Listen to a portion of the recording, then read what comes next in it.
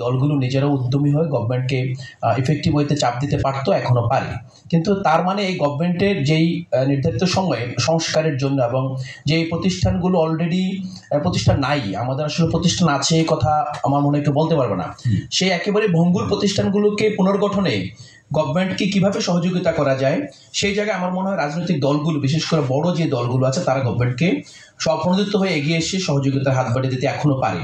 হ্যাঁ, কিন্তু তা না করে গভর্নমেন্টকে বিভিন্নভাবে দুর্বল করে দাবি আদায় করে নেওয়ার প্রক্রিয়া যেটা, সেটা আদতে বাংলাদেশের যেই গণতান্ত্রিক অভিযাত্রা এবং যেই প্রতিষ্ঠানগুলো পুনর্গঠন, সেই পুনর্গঠনকে বাধাগ্রস্ত। এই অভিযোগটি আসলে এই পর্যায়ে এসে আলাউদ্দিন মোহাম্মদ আমরা কেন শুনছি যে সরকারের উপরে চাপ তৈরি করে রাজনৈতিক দলগুলো যা চায়, আমরা যদি খুব স্পষ্ট করে বলি, রাজনৈতিক দলগুলো দ্রুত সময়ের মধ্যে একটি নির্বাচন চায়।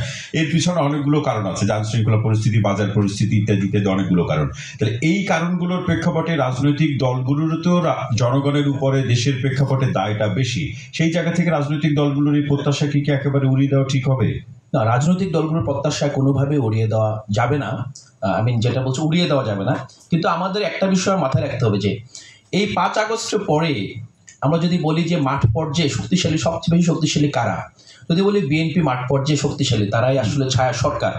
এবং বিএনপির উচ্চ পর্যায়ে নেতৃত্বের যে আমরা সদিচ্ছা দেখতে পাচ্ছি, মাঠ পর্যায়ে চাঁদাবাজি বন্ধ করা কিংবা আওয়ামী লীগের যেই পুনর্বাসন, সেই জায়গাটায় তাদের যে সদিচ্ছা, কিন্তু আমরা কিন্তু উচ্চ পর্যায়ে যে সদিচ্ছা, সেটা মাঠ পর্যায়ে প্রতিফলন দেখতে পাচ্ছি না। সেই যে ব্যাপারটা, এখন আমরা আসলে সন্দিহান অথবা আমরা আসলে একটা শঙ্কায় আছি যে বিএনপি যদি এখনই ক্ষমতা আসার আগে যদি মাঠ পর্যায়ে তার যেই আপনার কর্মী বাহিনীকে নিয়ন্ত্রণ না করতে পারে, তাহলে সরকার এসে কিভাবে নিয়ন্ত্রণ করতে পারবে, সেটা আমাদের একটা প্রশ্ন।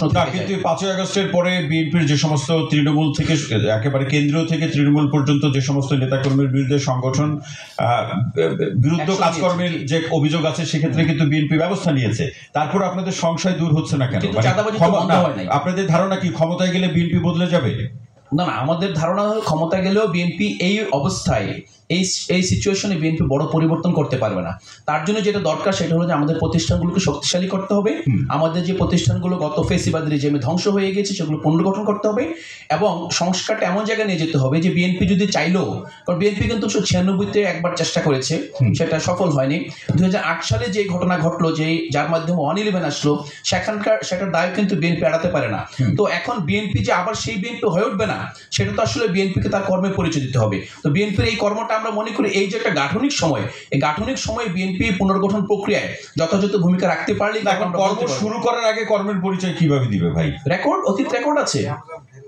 অতীত রেকর্ডে কি একমাত্র পরিমাপক হিসাবে ধরবেন আপনারা? পরিমাপক না, বিএনপি যখন বলছে, এটা আমাদেরও সরকার, এই সরকার আমরা সফল দেখতে চাই, কিন্তু আমরা তো মাঠ পর্যায়ে আসলে এই সরকারের সফল দেখার বিএনপির কোনো চেষ্টা দেখতে পাচ্ছি না। বিএনপির কোনো চেষ্টা দেখতে পাচ্ছে না। বেশ, রবিন ফারহানা।